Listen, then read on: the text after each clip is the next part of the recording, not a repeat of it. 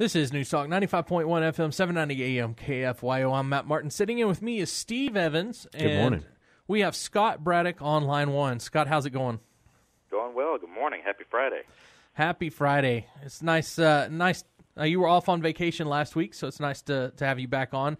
And we've had a lot of stuff happen. Yesterday, Chad Hasty kind of broke the silence, had Dustin Burrows, Representative Burrows, here on the show. What were your first reactions to that? Did you hear the whole interview? I did, and was glad to hear Chairman Burrows back on the air on KFYO. I know he had missed being on the air with y'all, and just like I missed y'all last week. I mean, look, you have a lot to unpack in that interview. I think that it's good that he's out there talking again. Of course, he just last week had to resign. I picked the right time to leave, right, to go out for a little while on vacation.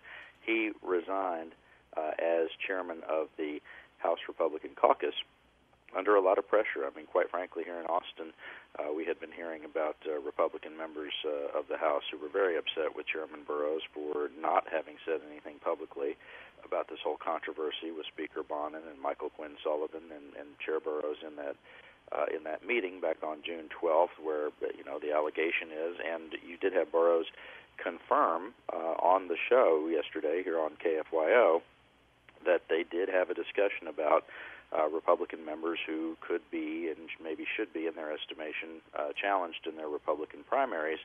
Chair Burrows said that it wasn't that they handed Michael Quinn Sullivan of Empower Texans a, quote, physical list of members to go after.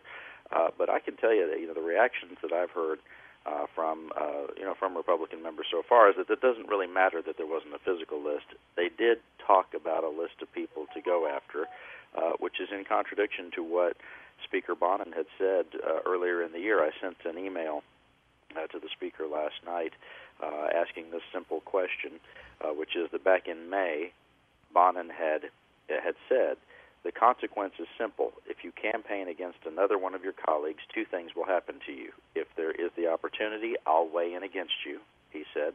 He said, if I'm fortunate enough to continue to be Speaker, you'll find yourself not well positioned in the next session. So I asked the question, because Chairman Burrows had said all this on KFYO, doing exactly what Bonin had warned members against, what's the consequence? Is he going to lose his chairmanship? Will Bonin weigh in against him? What happens? We'll see if he answers. Well, and I think the biggest thing at this point, and I said this earlier, I said that I've got one statement after what Burrows said yesterday, because Michael Quinn Sullivan came out on Twitter and essentially called him a liar. Right. I mean, just flat out. Yes, and I felt like when I listened to Burrows, he sounded like to me that he was being very careful not to lie. In other words, he was kind of dancing around some things and being very careful with his words to make sure. So, but there is only one thing to say at this point. The only person to me that is causing problems at this point is Michael Quinn Sullivan by not releasing the tape. Yeah, releasing the tape would clear all this up. It would be gone. After this interview, you had a Republican from Houston, a guy named Jim Murphy, who's one of the chairmen in the Texas House also, who said the same thing. Look, he said, if you would just release the tape, that would clear all of this up. Burrows is being called a liar by Michael Quinn Sullivan and Empower Texans, as you point out.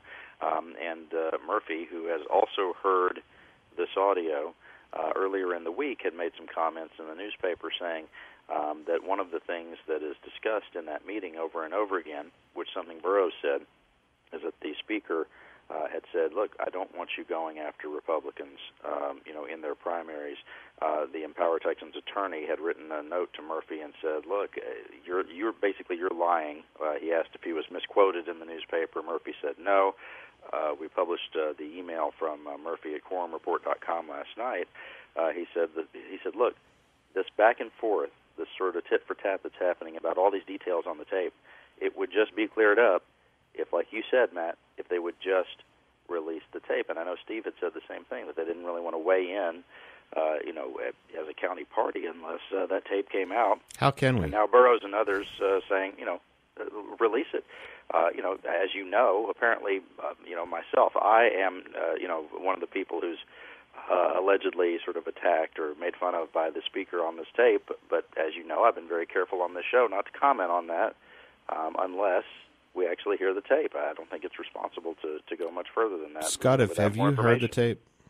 I have not, no, sir. Have you been invited to? No, I have reached out to them and asked.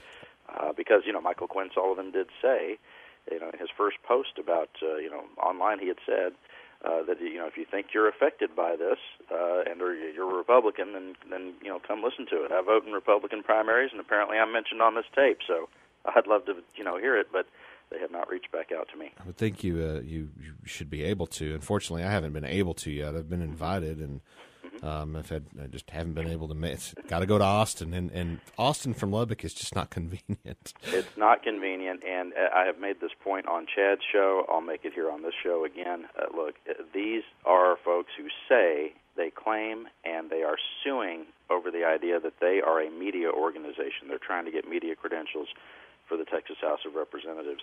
And a media organization, if they had evidence of corruption, which is what they say they have on this tape, then they would just publish it. And Chad made this point on his show the other day that, even groups like Project Veritas, which is, sort of criticized for being right-wing and selectively editing videos, those folks would still not do this.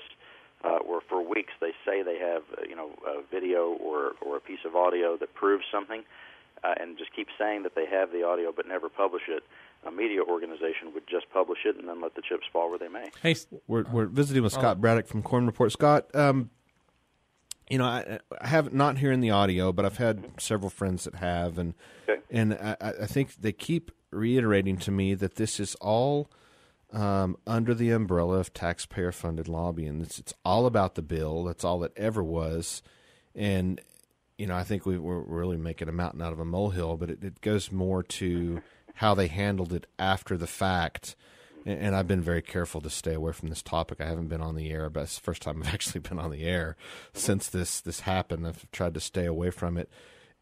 From your 30,000-foot view, with, I'm sure, people that have talked about it and told you what's on the tape. I mean, how do you feel about Burrows' interviews yesterday? I had a lot of phone calls that said he's lying. How do you feel about his interview with what you know is on the tape based on those who have heard it?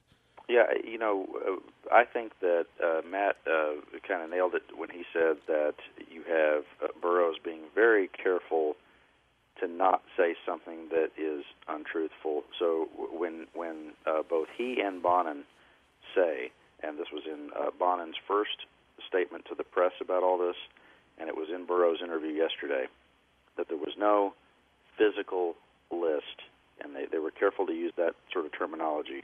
Bonin, in his first statement, said that no list was provided. That was the quote, and Burrows yesterday said that there was no physical list, quote-unquote.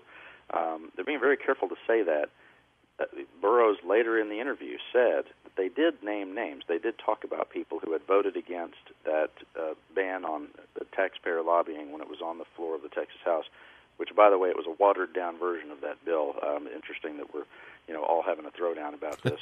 Right. When it really didn't do what the Republican Party of Texas says they want it to do, which, of course, is to ban cities and counties from being able, and school boards, et cetera, from being able to hire lobbyists to come to Austin to represent their community's interests in front of the Texas legislature. I know that's a hot issue. It's a controversial issue. But look, there were more than 10 Republicans who voted against that. That was my next point, is I think we had somewhere around 25. Why did we pick 10?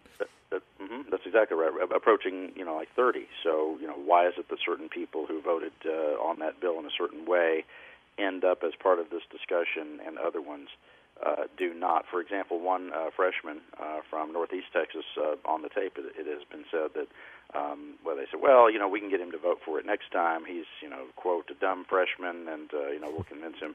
But there are other people here who maybe are dug in on this, and we won't be able to change their minds. And it is sort of fascinating that is the sort of the litmus test for why a Republican would end up on this, alleged hit list. And it doesn't seem that, in listening to Chair Burrows, it doesn't seem that that's in dispute. He essentially said that it was this sort of off-the-cuff discussion about that issue, and then they got into which Republican members would be okay to take out. And look, the pushback from Chair Murphy, who I mentioned, and some others, has been that the Speaker over and over again said, I don't want you attacking Republicans in their primaries. But that seems to almost be canceled out by Burrows' own words about how they did go on to talk about people who would be okay to challenge. Even if he said that, and then he gives a list or names, then that's kind of it. Maybe he doesn't consider them Republicans. I don't know. And once again, we're talking about things that we don't know how they were presented. We don't know the context they're in because we haven't heard the tape. That's all I've got to say. We just it's so hard to have this discussion. It's all and comment. speculation. You have to take everybody at their word, and that's kind of hard to do. Well, and when you have multiple people saying different things, it makes it even tougher. Makes it tougher. Mm-hmm. Let me ask you this: is there anybody that you've heard of that is, let's say, not in bed with Empower Texas that has not said release the tape? Anyone who's not in bed with Empower Texans who has not said no, I don't think so. I think that it's an interesting situation that Empower Texans is basically in control of this narrative, and here's why they're. I think they're enjoying the power personally. They are, but there are things the Speaker could have done to prevent that. One, he could have come out and said, and this is what I was talking about with some veterans at the Capitol the other day. They said, look, the Speaker could have come out and said, what Michael Quinn Sullivan says is correct. I did have some Republican members who I think should be targeted in their primaries, and if you have any questions about that, let me know. In other words, if you're going to come at the king, you best not miss. This is I'm the Speaker of the House. And I think that, in protecting the institution, there are some members who need to go. And I was willing to enlist whatever help I needed to get rid of them. He could have said that, and there would be really no scandal there, right? That would diffuse a scandal. Now, people might disagree with him, and they might say, well, isn't that in contradiction to what you said before? He could have that discussion. Or he could have simply said, yes, this is all unacceptable. I'm very ashamed of what has happened here. And he could say, I'm not running for Speaker again. Either one of those things would diffuse the controversy. We'd still have a story, but it would be a different story. Instead, the Speaker and his team have sort of chosen to take a sort of middle route here where he apologizes for things without saying exactly what he said that he's apologizing for, not really copping to this quote-unquote list and only saying, sort of, like you said, Matt, sort of, parsing the words. You have to parse the words very carefully about whether it's a physical list or whatever. The way the Speaker has responded to this, he's also responsible for having ceded so much power to Michael Quinn Sullivan and to Empower Texans in the story. He didn't have to handle it that way. Yeah. All right, well, we're running out of time, but what do you have going on the Quorum Report? Well, we'll be tracking all of these developments in the story. So many twists and turns with it, but we're also looking at the fact that coming up, just in a couple of weeks, we've got the next big Democratic debate in Houston, Texas hosting the next one. It's not all about climate change, though, now. Right, and Castro has qualified for the debate. We're looking to see if there's going to be two nights and not just one. I would prefer just one. The 2 nights kind of wears me out. I don't know about you guys, yeah. But tracking everything that's happening with your state government as well at QuorumReport.com. You can sign up for our free email alerts there at QuorumReport.com. I appreciate you guys. Thanks, Join Scott. us with that chant. Release the tape. Yeah. Scott Braddock from the Quorum Report, the editor of QuorumReport.com. Thank you so much for being on. Thanks, Scott. Gentlemen, thank you. Talk soon. All right, bye.